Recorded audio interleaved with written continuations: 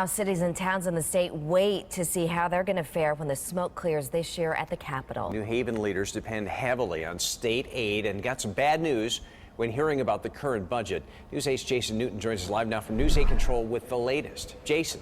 And Darren, New Haven already has a balanced budget for this year and next year, but the problem is that next year's budget is dependent on state contributions. Those state funds were trimmed, leaving an $8 million hole. City of New Haven spokesman Lawrence Grothier made it clear the importance of state aid to the Elm City.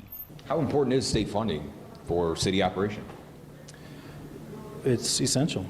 And that's why city officials were concerned when state budget numbers showed that New Haven will receive $8 million less than what city officials budgeted for previously.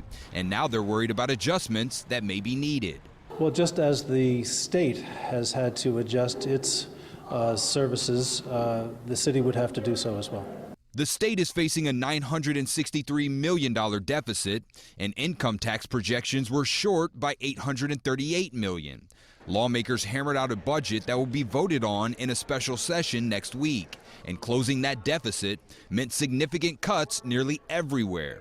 Senate Majority Leader Martin Looney, a Democrat from New Haven, says New Haven isn't getting what they were told at first, but will still see an increase in state funding from last year to current.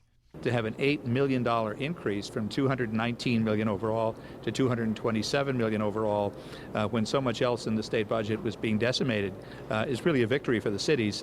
New Haven residents will also see a decrease in their vehicle tax.